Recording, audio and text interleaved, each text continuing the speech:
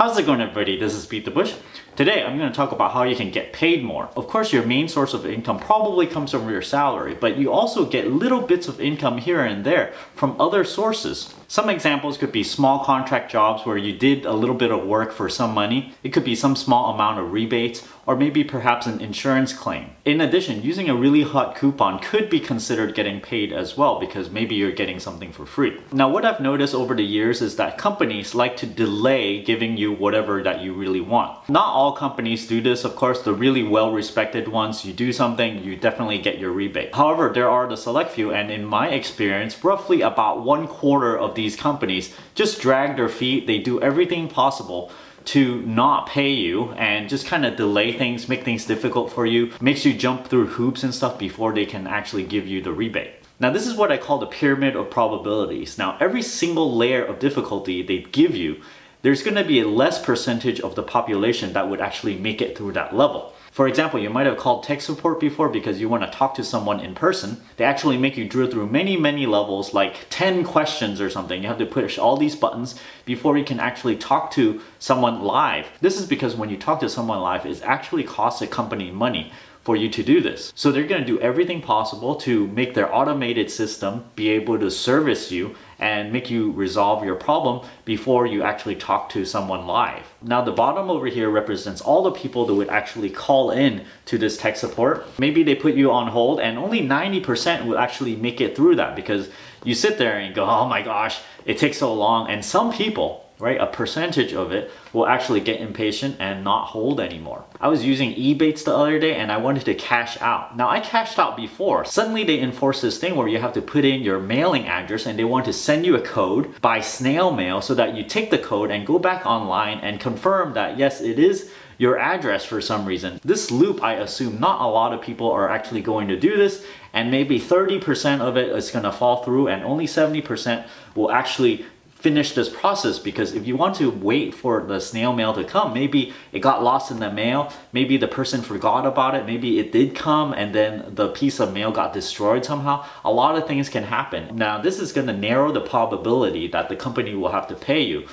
This means whatever amount of rebates they're holding for you, they don't actually have to pay all that much out. They can pay a little bit less percentage every single time they put another level of difficulty for you. Now, you can imagine every single time they have something like this, they reduce the percentages, and different companies have different levels. And sometimes when they have like 5 hoops for you to jump through, I get really annoyed, but I'm like, whatever, you know, I'm just gonna, you know, grind and do it, remind myself. I put Google Calendar reminders and things. And maybe at the very end, for really difficult companies, you only have 30% of the people that started the initiation of a call before they actually get rewarded for whatever they wanted to call in for. Now, as a side note, gift cards is a very lucrative thing for companies to offer. Did you guys know that since 2005, 41 billion worth of gift cards remain unclaimed? Now, since 2015, about 1 billion of gift card values remains unclaimed. Now, when I look at the statistic, I'm like, who are these people? Because whenever I get a gift card, I really make sure to use it. Now, this ends a portion where I talk about how companies are making it difficult for you.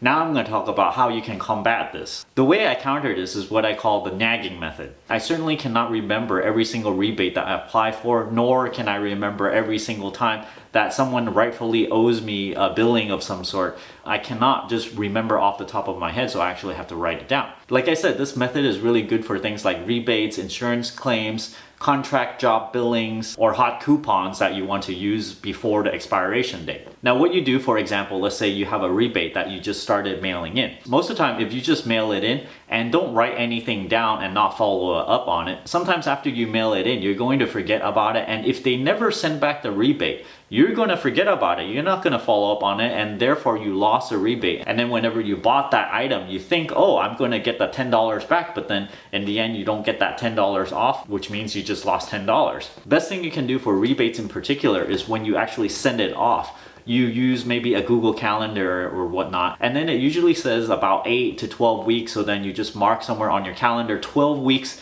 away from today's date. That will give you a reminder of following up on the rebate. And if you didn't get it, well, then you can go back and ask them what the heck happened. You might have insurance claims or other kind of claims. Usually they really drag their feet on paying you out on this stuff. So when you follow up on it, you gotta ask politely, of course. You don't go and nag them every single day. You just go, oh, what's the estimated time that you're gonna pay me out? Maybe they'll give you a date. If they don't, then maybe just give them a couple of weeks. Mark on your calendar a couple of weeks away, and then when the time is up, you ping them again. So right away, when you mark it on your calendar, you're going to come back to it for sure. After 2 or 3 times of going back and forth, you're gonna start to realize this person is not going to go away. They better pay them.